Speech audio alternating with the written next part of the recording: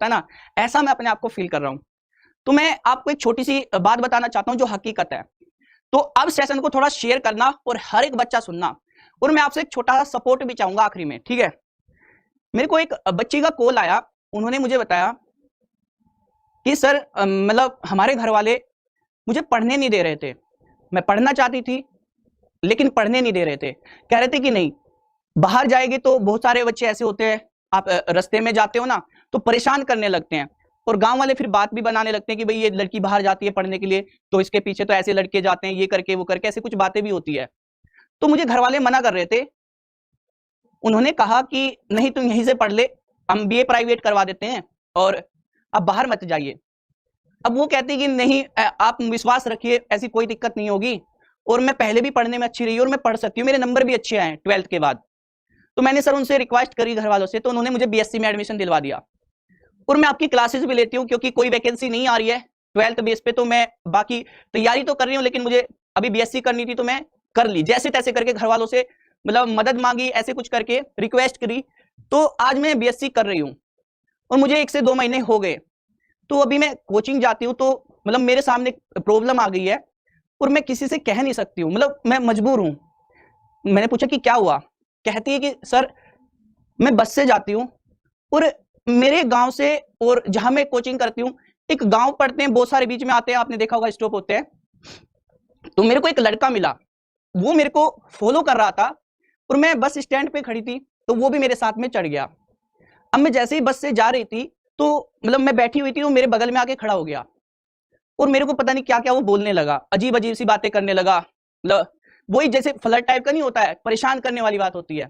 तो मैं डर गई, मतलब मैं क्या करूं, मेरे को समझ नहीं आया। तो मैं कुछ नहीं बोली, वो बोल के निकल गया, उसका स्टॉप आया, वो उतर के चला गया। मैं घबराई हुई, मैं घर चली गई, मैंने कुछ बोला नहीं किसी से, मैंने सोचा चलो कोई बात नहीं, ऐसे तो मिलते ही रहते हैं। तो मैं अगले दिन फिर से गई तो पता नहीं वो कहां से फिर से आ गया और मेरे पीछे पीछे फिर बस स्टैंड पे वहीं पे ही, और मैं परेशान, मतलब मैं घर वालों को नहीं बता सकती हूँ, मतलब मेरी ऐसी स्थिति में किसी से क्या बोलूं, क्योंकि घर वालों से लड़ने के बाद तो मैं पढ़ना शुरू किया, घर वाले तो मुझे पहले ही मना कर रहे थे कि नहीं ऐसा नहीं करना है। अब मैं उसको ये नहीं बोल सकती कि तुम मेरा पीछा मत कर भाई, मतलब मेरी मजबूरी है, समझिए। तो पीछे वहीं पे खड़ा हुआ, तो उसके पास में कुछ पैसे होते हैं कि वो जो एक वैसी बस होती है, एक तो प्राइवेट टाइप की होती है, एक होती है रोडवेज बस, तो इतना ज्यादा पैसा घर वालों से नहीं मिलता है लड़कियों को, लड़के तो जैसे भी तैसे करके किसी भी बस में चढ़ जाते हैं। तो वो कहती कि भैया मतलब मैं क्या बताऊं सर, मेरे साथ ये दिक्कत हुई कि मैं उस बस में नहीं चढ़ी, प्राइवेट में मैं चढ़ी नहीं, मुझे लगा कि ये फिर से चढ़ेगा, और वो पीछे वहीं खड़ा रहा, कुछ बोलता रहा मुझे, मैं परेशान। तो मैं रोडवेज वाले बस में चढ़ गई और वो फिर मैंने फोन कान के लगाया कि मैं घर वालों का फोन आ गया कि तुम बैठ गई कि नहीं बैठ गई, ऐसे करके। तो मैं रोडवेज वाली बस में चढ़ी तो वो मेरे पीछे नहीं चढ़ा, मतलब मैंने अपने आप को बहुत मतलब ये सोचा कि चलो ठीक है, आज ठीक है, आज कुछ ठीक है, तो कोई दिक्कत वाली बात नहीं है। तो मैं आ गई और मैं मतलब मजबूर अपने आप को इतना फील कर रही कि सर मैं पढ़ना तो चाहती हूँ, लेकिन मैं घर वालों को किसको बोलूं कि मेरे साथ में ऐसी दिक्कत हो गई है। घर वालों को बोलूंगी तो मेरी पढ़ाई छुड़वा देंगे, और उस भाई से बोलूंगी तो वो कहाँ समझेगा, उसको तो लगता है कि हर एक लड़की ऐसी ही होती है, आज मैं कुछ करूंगा तो वो साथ साथ हो जाएगी, है ना। तो भैया मतलब मैं इतनी परेशान हो गई, अगले दिन मैं फिर से बैठी, मैं जा रही थी, पता नहीं वो फिर से आ गया, और अब 2 लड़कों के साथ में ग्रुप बना के आया बाइक पे मेरे पीछे पीछे, और मैं मतलब मैं ये किसी को कह नहीं सकती कि मैं ऐसे क्या बोलूं। अब आप एक बात बताइए, उस लड़की के पास में कितने तरीके हैं, अब उसके पास में केवल 3 तरीके बचे हैं, या तो मजबूर होके उसकी बात मान ले कि भाई चल ठीक है जो तू कर रहा है ना, मैं तेरे साथ हूं, बस मैं हूं, अब मैं क्या करूं। दूसरा तरीका उसके पास है कि वो घर वालों से बोले कि मेरे साथ में दिक्कत हो गई है, अब मतलब मैं नहीं पढ़ सकती हूँ, मतलब मेरे को परेशान कर रहे हैं, लेकिन घर वालों को बोलेगी तो फिर से पढ़ाई बंद हो जाएगी।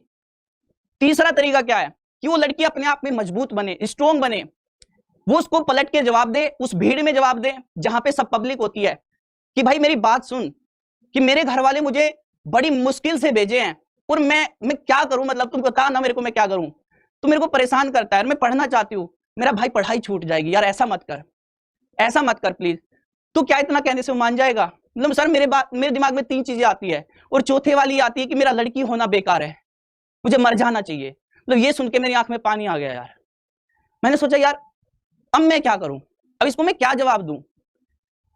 तो ये सारे काम कौन करता है, ये वो वाले बंदे करते हैं जिनका गांव नजदीक होता है उस कोचिंग सेंटर के, या फिर उसका गांव उस कोचिंग सेंटर या उस कॉलेज के पास में पड़ता है, वे बंदे ऐसे काम जरूर करते हैं क्योंकि उनको लगता है यार सामने वाली लड़की आ रही है, लड़का आ रहा है, मेरा गांव तो बीच में पड़ता है,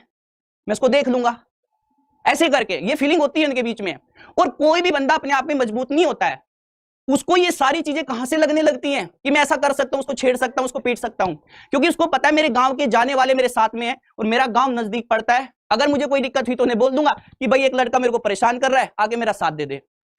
बाकी लड़के भी डर के उसका साथ उसको कुछ कहते नहीं है, तो वो हावी होने लगते हैं, वो परेशान करने लगते हैं। देखिए दिलदारी और जिगरेबाजी इस चीज में नहीं है कि आप किसी लड़की को सताए, उसकी मजबूरी को समझिए, आप उस लड़के की भी मजबूरी को समझिए। आपने अक्सर सुना होगा, आपको यह बोल दिया जाता है कि भाई तुम्हारे घर में माँ बहन नहीं है, तो इसका मतलब ये नहीं है कि माँ बहन नहीं है का मतलब ये है कि तुम अपनी माँ बहन को देखो उस नजर से, इसका मतलब ये नहीं होता है। इसका मतलब ये होता है कि घर में तुम्हारे माँ बहन होगी तो आप उस चीज को फील करना जब आपकी बहन या आपकी माँ बाहर जा रही हो और आपके माँ बहन को कोई दूसरा लड़का देखेगा, कोई और लड़का देखेगा और उसको उसी नजर से देखेगा जैसे तू परेशान कर रहा है, क्या तू बर्दाश्त कर पाएगा भाई? अगर नहीं कर पाएगा ना तो भाई मैं भी मजबूर हूं, मैं कैसे मैं बर्दाश्त करूं? मेरे पास भी एक तरीका है, या तो मैं मर जाऊं या फिर मेरी बहन मर जाए या मैं तुझे मार दूं। तो ऐसी चीजों से मतलब ग्रुपबाजी बना के मतलब क्या ही होता है यार। अरे तुम्हें सच में किसी से कुछ मतलब है, अगर तुम किसी को सच में चाहते हो तो उसके लिए कुछ पहले बन जाओ और उससे पूछिए कि तू बता मुझे क्या करना है तेरे लिए, मुझे क्या बनना है तेरे लिए, मैं बनूंगा और तेरे घर वालों से तेरे लिए मैं रिश्ता मांगूंगा। अगर ऐसी हिम्मत है, ऐसी ताकत है तो मेरे भाई बन के दिखा। अगर ग्रुपबाजी करनी है तो फिर 5 बंदों का ग्रुप बना और उस लड़की की हेल्प कर जो दूर से आती है और उसके बगल में खड़ा होकर बोल कि बहन मैं तेरे साथ हूं, या दोस्त ही कह दे यार, बहन नहीं कह सकता ना क्योंकि तेरे को लगता है मेरे लिए उसके लिए फीलिंग है। फीलिंग छोड़ के साइड में एक दोस्त की तरह सोचना और एक बहन की तरह भी सोच पाया तो बहुत बढ़िया है कि बहन मुझे बता अगर कोई बंदा तुझे परेशान करता है, हम 5 भाई तेरे साथ है। अगले दिन वो कोचिंग करेगी और वो घर से निकलेगी ये खुशी के साथ कि मेरा बाहर भी कोई भाई रहता है जो मेरे को बचा सकता है। मैं मजबूर हूं मेरे भाई, लेकिन मैं अपना बता रहा हूं, अगर मेरे करियर में और मेरी जॉब लगी ना, अगर ऐसा कोई भी केस मेरे सामने आया तलुओं से बहन चो खाल उतार दूंगा मैं। ऐसा कोई भी बंदा मेरे सामने आया तो इतनी मार दूंगा कि तलवे से खाल उतार दूंगा। मेरे सामने ऐसा कोई केस आया तो दिलदारी इस चीज में नहीं है कि आप 5 बंदे होकर एक लड़की को परेशान करते हैं। दिलदारी इस चीज में है, जिगरा इस बात का रखो कि आप 5 बंदे होके उस लड़की की सहायता करो, उस भाई की सहायता करो जो दूर से आता है, उसको कहिए कि मेरा गांव बीच में पड़ता है, अगर कोई तुझे परेशान करे तो मैं खड़ा हूं यहां। बात समझ में आ रही है? तो आज एक छोटी सी रिक्वेस्ट है, अगर आप में से कोई भाई मेरा इस बात को सुन रहा है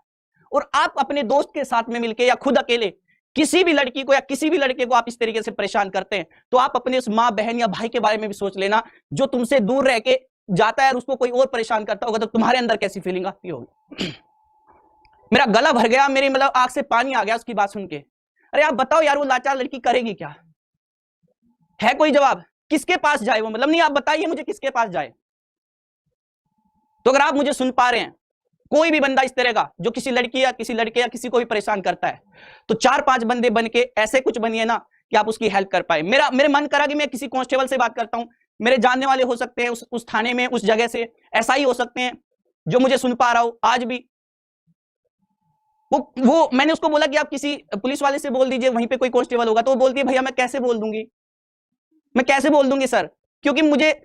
एक से दिक्कत नहीं है, ऐसे तो बहुत सारे हैं, मैं क्या रोज पुलिस वाले के साथ ही खड़ी रहूंगी कि मेरी आज फिर किसी से बहस हो गई? तो समझिए यार इस बात को। आज 1 जनवरी है, अगर आप इसमें से कोई बच्चा ऐसा है कि ऐसा कुछ करता है, तो आप एक बार एक काम करिए, आप कुछ पहले बन जाइए और उसकी हेल्प करिए। अगर आप गैदरिंग में चलते हैं, आप 4-5 बंदे होके चलते हैं, तो उस लड़की की हेल्प करिए कि अगर तुझे कोई दिक्कत होती है, कोई बंदा तुझे परेशान करता है, तेरी मर्जी के खिलाफ तुझे कुछ कहता है, तो मैं साथ खड़ा हूं तुम्हारे। उसे ऐसा बोलिए, उसे भी अच्छा लगेगा, लेकिन परेशान मत करिए यार। कोई मजबूर हो सकता है, वो हद से ज्यादा मजबूर हो सकता है, उसका कॉलेज छूट जाएगा, उसका स्कूल छूट जाएगा, उसका ट्यूशन छूट जाएगा, तुम्हें तो फिर मिल जाएगा कोई और। तो ये बात मैं उससे पहुंचाना चाहता हूं, अगर कोई बंदा ऐसा है तो अपनी लाइफ में किसी को ऐसे परेशान ना करे। अगर आप मुझे कुछ मानते हैं या आप किसी अपनी बहन भाई या कोई भी किसी को भी आप ऐसा मानते हैं, आप नहीं बर्दाश्त कर सकते दूसरा बंदा उसे कुछ कहे, तो इस बात को मान लेना और इस वीडियो को शेयर कर देना उस भाई तक। क्या पता कोई बंदा ऐसा हो आज वो ये चीजें छोड़ दे। अगर कुछ करना चाहते हैं लाइफ में तो भाई मेहनत करिए, कुछ बन जाइए, उसके भी काम आएगी। चलिए मैं आगे बढ़ता हूं, सेशन को आगे बढ़ाता हूं।